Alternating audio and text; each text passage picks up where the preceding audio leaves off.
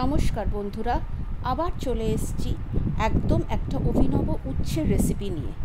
বন্ধুরা প্লিজ পুরো ভিডিওটা দেখবেন আর আশা করছি রেসিপিটা আপনাদের খুব ভালো লাগবে। প্লিজ আমাকে সাপোর্ট করবেন। তাহলে প্রথমে ইনগ্রেডিয়েন্টস কী লাগবে সেটা বলি। উচ্ছের রেসিপি যখন উচ্ছে তো লাগবেই।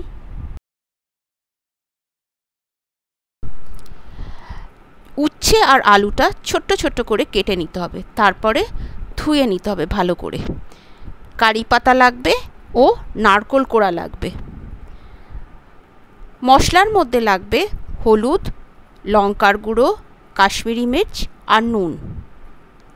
ফোড়নের জন্য একটা গোটা শুকনো লঙ্কা ও সর্ষে লাগবে।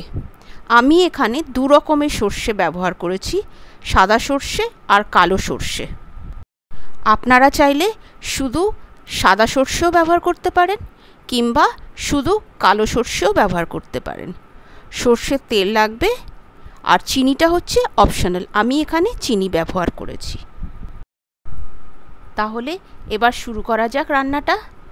ফ্রাইং প্যানটা গ্যাসে বসিয়ে তাতে সর্ষের তেল দিতে হবে। তেলটা ভালোভাবে গরম হলে তার মধ্যে ছোট্ট ছোট্ট করে কাটা উচ্ছেগুলো দিয়ে দিতে হবে। উচ্ছেটা দিয়ে ভালো করে নাড়তে হবে যাতে কাঁচা ভাবটা চলে যায়। এরপর ঢাকনা দিতে হবে, তবে মাঝে মাঝে ঢাকনাটা খুলে নাড়তে হবে, না হলে পুড়ে যাবে।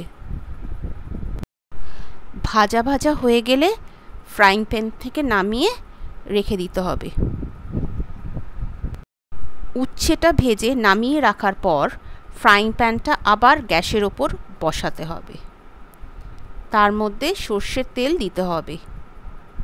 আবার ভালো করে গরম হলে ওর মধ্যে গোটা শুকনো লঙ্কা আর সর্ষে ফোড়ন দিতে হবে। লঙ্কা ও সর্ষে ফোড়নের গন্ধটা বেরোলে নারকোল কোড়া দিতে হবে।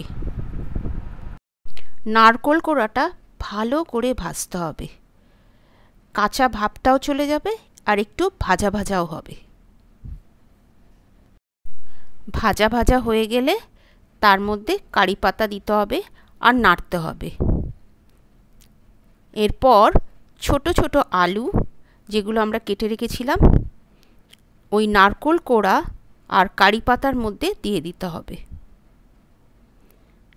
এখনও ভালো করে নাড়তে হবে আর তারপরে ঢাকনা দিয়ে দিতে হবে।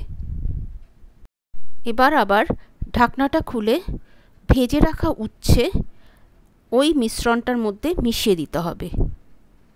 এরপর এক এক করে সব মশলা দিতে হবে।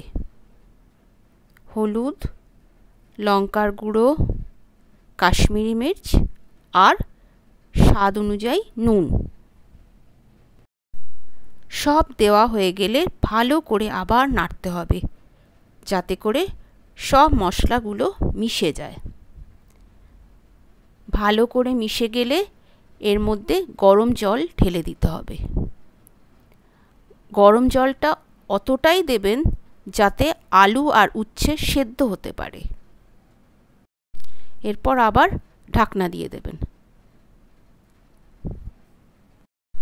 এখন শুধু অপেক্ষা করতে হবে যতক্ষণ না আলু আর উচ্ছেটা সিদ্ধ হয় আর জলটাও যেন শুকিয়ে যায়।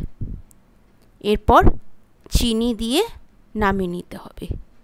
চিনিটা মিশে গেলে নামিয়ে পরিবেশন করতে হবে। এটা রুটি কিংবা ভাতের সাথে খেতে খুব ভালো লাগে। আমার ভিডিওটা ভালো লাগলে তাহলে প্লিজ সবাই লাইক, শেয়ার অ্যান্ড সাবস্ক্রাইব করবেন।